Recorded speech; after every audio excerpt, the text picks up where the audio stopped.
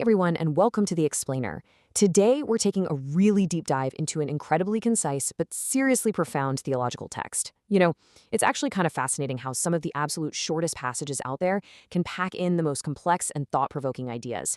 And honestly, that's exactly what we're going to unpack for you today. So get comfortable because we're about to look really closely at the architecture of a very specific spiritual promise, and we're going to map out exactly how it works, step by step. I want us to kick things off right here with a huge, fundamental, philosophical question. What is the true value of a sincere act? We're actually going to skip the rigid agenda today.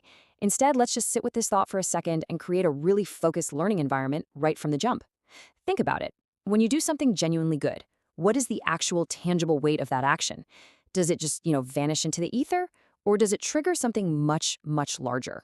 That question is quite literally the beating heart of the text we're exploring today. Okay, let's dive into this. What you're looking at is the exact foundational text we'll be meticulously deconstructing today. It's a short exploration of divine rewards in Islam, directly answering the prompt, what reward does Allah give? As you can see, it's just a single paragraph, literally just a few sentences long. But as we break it down, you're going to see this highly structured, perfectly logical progression of ideas. We aren't just going to read it.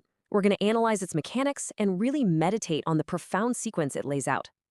Moving on to Section 1, the prerequisite of sincerity. Before we can even begin to talk about the incredible rewards detailed in our source material, we've got to understand the key that unlocks them. The text immediately establishes that every single reward it's about to list is firmly locked behind a highly specific fundamental requirement. It doesn't just offer a blanket promise, right? It offers a conditional one. Just look at this opening phrase, when a person does a good deed only to please Allah. I really want to linger on this deliberately. The text is setting up a strict cause and effect loop. Nothing happens, like absolutely none of the subsequent promises are activated until this specific criteria is met. And notice where it all begins. It begins entirely with the person's inner intention. The physical action, the good deed itself, is almost secondary to the invisible motivation that's driving it. So the crucial point here is how the text actually defines a truly sincere act. It's an action motivated exclusively by the desire to please the divine, completely stripped of any other earthly motives. We're talking no ulterior motives. Not doing it for social clout, not doing it for a favor in return, not even to look good in front of your peers. The operative word in our source text is only. That exclusivity is the entire foundation of the theological framework we're looking at. If that singular intention is there, boom, the lock turns. Which brings us to Section 2, an unimaginable exchange. So once that prerequisite of absolute sincerity is met, what happens next? Well, the text guides us to the second phase of this causal loop, which is the immediate, awe-inspiring magnification of the reward. It describes a transaction that completely defies standard human economics. It says, Allah rewards them in ways they cannot imagine. I want you to really think about that word for a second, imagine. This is such a fascinating claim because it instantly removes the ceiling on the return on investment.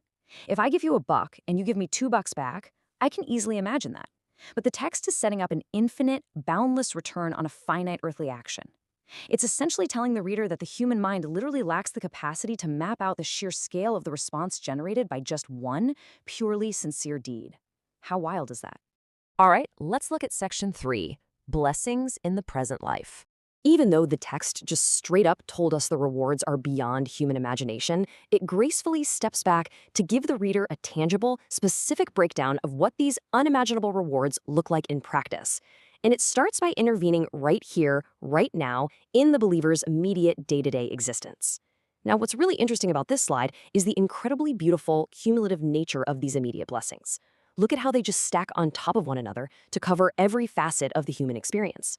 First, it addresses the heavy spiritual burden by forgiving their sins. Then, it moves right into physical and material security, blessing their wealth and life. And finally, it ensures an open line of ongoing communication by answering their prayers.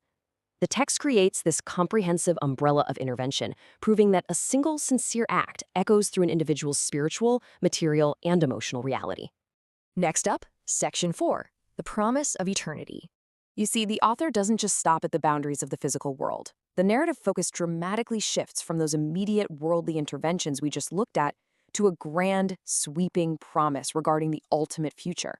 And this brilliantly illustrates the complete timeline the text is operating on. Over here, we have Side A, the present, forgiving sins, blessing wealth, answering prayers. But then it seamlessly transitions to side B, the hereafter, preparing a great reward. By contrasting these two domains, the text visualizes a duality of existence. It's essentially arguing that sincerity is so potent, so powerful, that its momentum simply can't be contained by just one lifetime. It inherently spills over, securing an individual's standing in eternity as well. And finally, Section 5, the ultimate guarantee. As we prepare to wrap up today's explainer, we arrive at our final point. After outlining the prerequisites, the infinite scale, the earthly interventions, and the eternal promises, the text doesn't just abruptly end. Instead, it leaves the reader with an absolute, deeply comforting anchor. No sincere good deed is ever lost with Allah. Just take a second to let the absolute nature of that statement resonate. Not a single one. It is never lost. It's this stark, powerful sentence delivered with absolute certainty. In a chaotic world where so much of what we do feels fleeting or, let's be honest, goes totally unnoticed by the people around us, the text offers this ultimate theological safety net.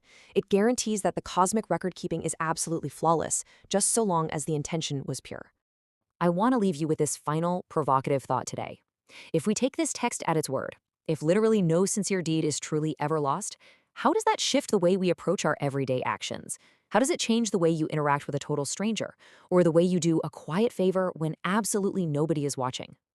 I really hope this explainer has sparked your curiosity and inspired you to independently explore the incredible weight of your own intentions going forward. Thank you so much for hanging out and joining me as we unpacked this fascinating source text today, and I'll catch you next time.